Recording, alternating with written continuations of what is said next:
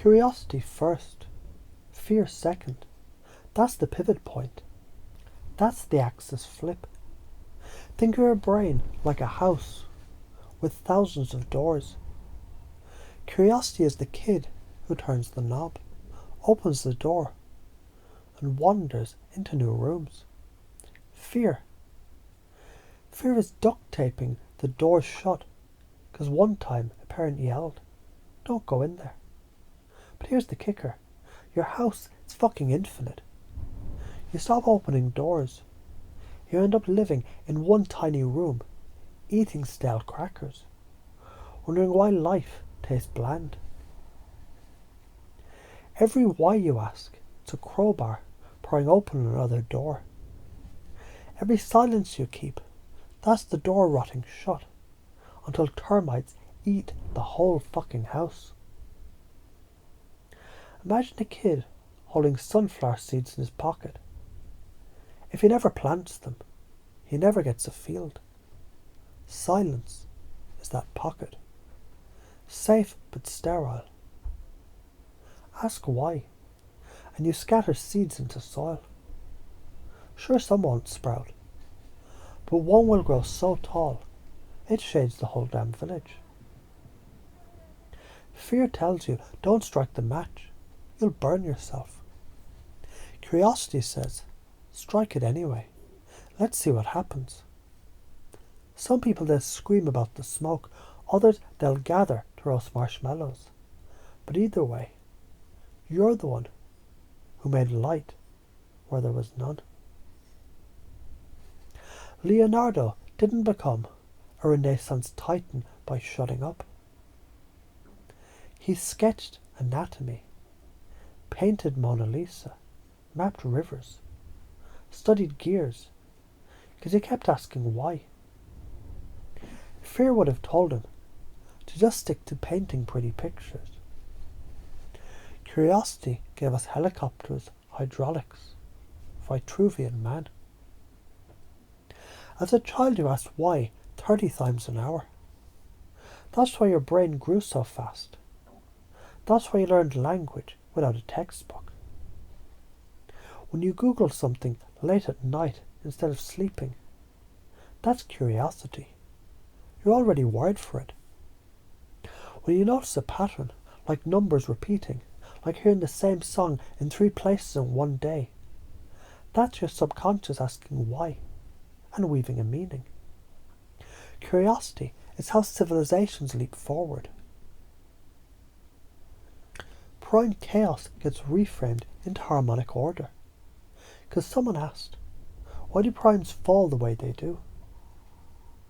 Fear is why civilizations collapse. Whole societies rot when compliance equals safety. You see it in regimes, in classrooms, in boardrooms. Silence equals decay. Curiosity floods your brain with dopamine. It primes the hippocampus to remember. That's why you remember the random shit you looked up at 2 a.m. But not the corporate compliance meeting. Fear locks you in the amygdala, where survival lives. It's useful if you're running from a lion. It's useless if you're sitting in a meeting, swallowing your voice. Karma-wise, curiosity opens timelines, fear collapses them. Ask why, and you branch reality. Stay silent. You prune futures before they sprout. If I ask why, people will think I'm stupid.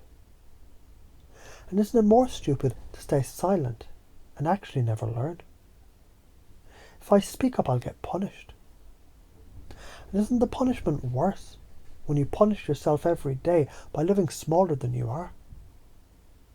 If I ask why, people will get angry. And if people get angry at light, doesn't that prove they're still trapped in the dark? From this moment forward, every silence feels heavier, like a stone in your gut, until you speak and it dissolves into fire. Every why now tastes sweet on your tongue, like honey melting fear into nothing. Every time fear tightens your chest, you'll remember. That's just an old leash someone else put there. You cut it the second you say why. Every question you ask, it's not defiance, it's oxygen. Without it, your brain suffocates. With it, you breathe galaxies. If you follow this, you become the disruptor, the innovator, the polymath who stitches art, math, spirit, and science into one coherent tapestry. People will call you difficult. Later, they'll call you genius. You'll age slower because your cells literally thrive on novelty and coherence. Curiosity aligns DNA like a tuning fork.